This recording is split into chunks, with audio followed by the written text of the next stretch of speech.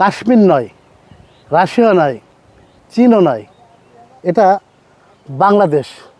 আর বাংলাদেশের মাটিতে এত সুন্দর আঙুর ধরেছে, সত্যি ভাবতে অবাক লাগছে। এই আঙুর চাষটা কে করেছে? এই আঙুর চাষ আপনি করেছেন ভাই? জি ভাই। এটা কি আঙুর চা ভাই? এটা কি আঙুর? এটা আছে গ্রিন লং। Green long. জি। আচ্ছা, আমাদের দেশে তো বাইকুনুর আছে, অ্যাপোলো আছে, তারপর আছে ব্ল্যাক ম্যাজিক আছে, আপনি আবার দেখালেন যে গ্রিন লং। জি। এই আঙুর কি মিষ্টি? অবশ্যই মিষ্টি। আপনি আছে এই গ্রিন লং আমার বাগানের পরাপর বর্তমানে বাংলাদেশে কারো বাগানে এরকম ফল আসে নাই। আমি অনেক বাগান ভিজিট করেছি বা অনেকের ভিডিও দেখেছি। আর এটার মিষ্টি আসলে কেমন আসছে আপনার খেয়ে দেখতে হবে, তাই না? অবশ্যই আমরা খাবো। একটা আঙুর খেয়ে দর্শক, এই যে গ্রিন লং যে আঙুর, সেই গাছ থেকে আঙুর ছেঁড়া হয়েছে, এটা আমি খেয়ে দেখবো। তার আগে ভালো একটু পরিচয়টা বলেন দর্শক উদ্দেশ্যে। আমি মোহাম্মদ হৃদয় মোল্লা, চুয়াডাঙ্গা জেলা, জীবননগর উপজেলা, রায়পুর ইউনিয়ন, মোল্লা নার্সারির ওনার। আমরা 80+ ভ্যারাইটি নিয়ে কাজ করছি আপনার আঙ্গুরের। এই গ্রামের দুই তরুণ কৃষি উদ্যোক্তা সাদ্দাম হোসেন মোল্লা এবং হৃদয় মোল্লা, তারা বিভিন্ন ফল ফসলের আবাদ করে থাকে, আপনারা জানেন। আর এখন দাঁড়িয়ে আছি সেই হৃদয় মোল্লা এবং সাদ্দাম মোল্লার আমরা আঙুর বাগানে।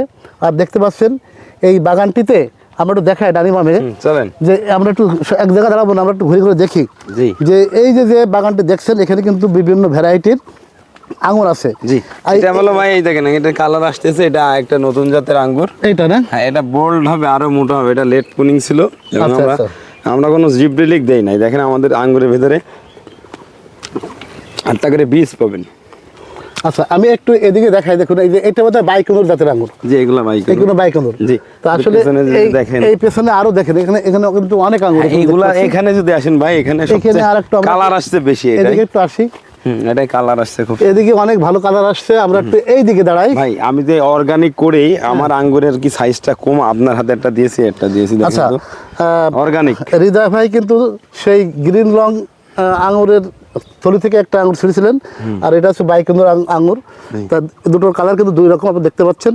তো এটা হচ্ছে যে বাইকুনুর জাতের আঙুর। এটা আমরা খেয়ে দেখবো এর মিষ্টতা কেমন, স্বাদটা কেমন। এতে কোনো মেডিসিন তো দেওয়া নেই? না, কোনো মেডিসিন। আচ্ছা, আমরা একটু খেয়ে দেখি এটা কেমন লাগে। বিসমিল্লাহ।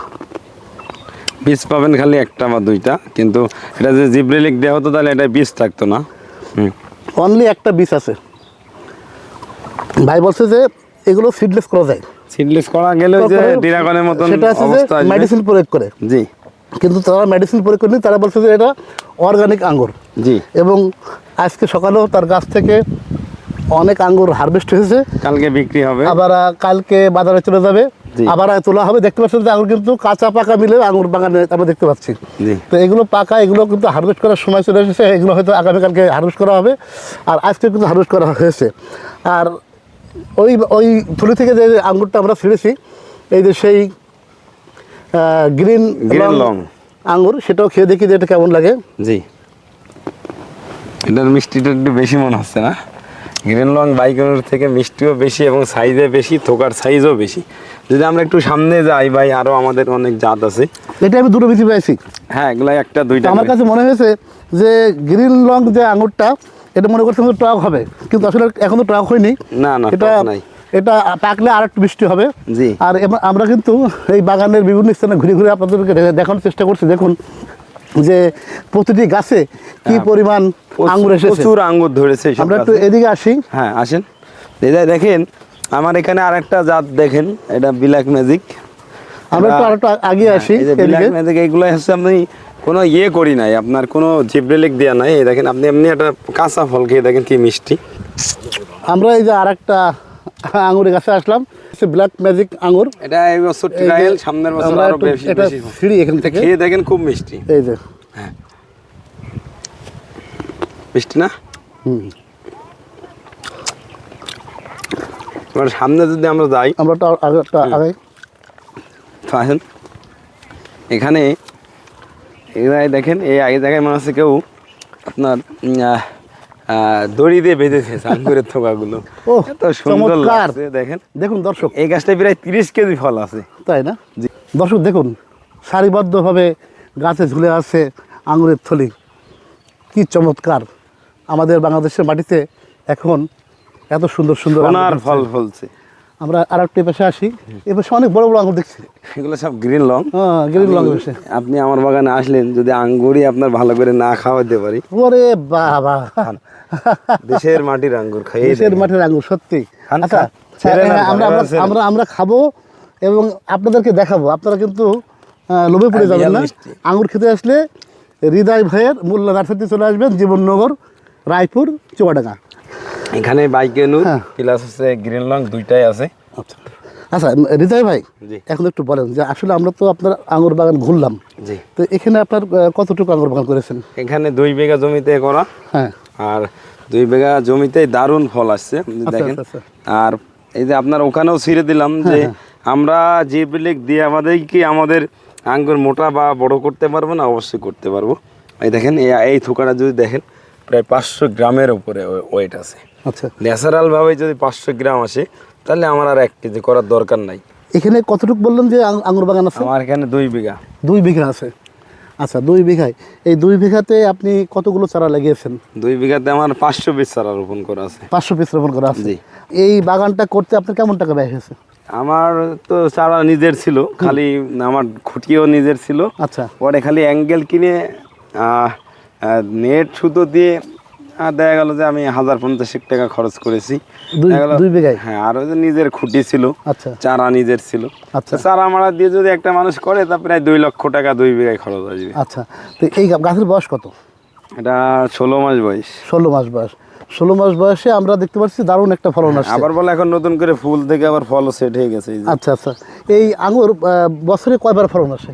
আঙ্গুর মূলত বাইকিনুরটা যদি আমরা গ্রিন হাউসের ভিতরে করি তো 12 মাসই ফল 12 পাবো। মাসে ফল পাবে। হ্যাঁ, তা আপনি একটা খেয়াল করে দেখবেন, চুয়াডাঙ্গা জেলার এই পাশ থেকে যদি আমরা এই সাইডে চলে যাই, মানে নওগাঁ, চাপাই, রাজশাহী, দিনাজপুর, এই সাইডটা দেখবেন ফাল্গুন মাস শেষ চৈত মাস পর্যন্ত শীত থাকে।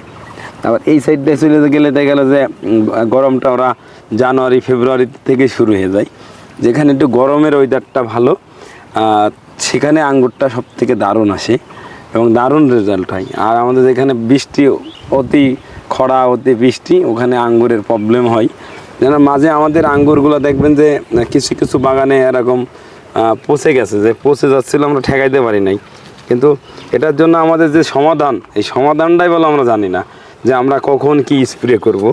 যে 2 বিঘাতে 2 লাখ টাকার মতো খরচ আছে। হ্যাঁ। আচ্ছা, এই 2 লাখ টাকা ব্যয় করে কতদিন পর আমি এই আঙ্গুর পাবো? আমি ওখানে একটা জমি, ওখানে প্রায় আমার দেখা গেল যে 1.5 বিঘা জমিতে খরচ হয়েছিল আমার প্রায় 1 লাখ খানিক টাকা। আচ্ছা। ওখানে দেখা গেলো আঙ্গুর চুরি হয়ে গেছে, নেটমেট দিনই পাহাড়ও দেয় না। তাও আমি দেখা গেলো আজকে কালকে দিয়ে 20 ক্যারেট কেটেছি এবং কালকে যদি আবার কাটি 40-50 ক্যারেট, দেখা গেলো ওখান থেকে 2 লক্ষ বা 3 লক্ষ টাকা আমার ফল বিক্রি হয়ে চলে আসবে। যে মানুষেও খাচ্ছে, পাখিতে খাচ্ছে, সবাই মিলে খেয়েও 3 লাখ টাকা আমি পাচ্ছি 1 লাখ টাকা খরচ করে। 1 লাখ টাকা খরচ হ্যাঁ, করে। তাহলে আমার 2 লাখ টাকা বলো লাভ আছে 1.5 বিঘা জমিতে। আমার বেশি লাভ। আমাদের কিছু কৃষক আসছে বলছে আমাদের 2 লক্ষ টাকা হোক, 5 লাখ 10 লাখ যারা লোভ দেখায়, আমাদের দরকার নাই। আচ্ছা, এই একটা গাছে কি পরিমাণ ফল আছে বলে মনে করেন আপনি? কিছু কিছু গাছে আমার 30 কেজির প্লাস আছে, কিছু কিছু গাছে আমরা এভারেজ 20 কেজি করে ধরতে পারি। অনেকে বলছে না এটা 100 কেজি ফল হবে, 70 কেজি হবে, 50 কেজি না, এভারেজ আপনার ধরতে হবে। এভারেজ সব গাছ মিলাই ধরতে হবে। আপনার একটা গাছে বেশি হবে, একটাই কম হবে। আচ্ছা। এভারেজ যদি ধরি 20 কেজি করে ধরলেও আমাদের দেখা গেল 500 পিস গাছ আছে। আচ্ছা, এই গাছটা বাঁচে কতদিন আঙ্গুর গাছ? আঙ্গুর গাছ আমরা দেখেছি 30, 40, 50 বছর পর্যন্ত বাঁচতে।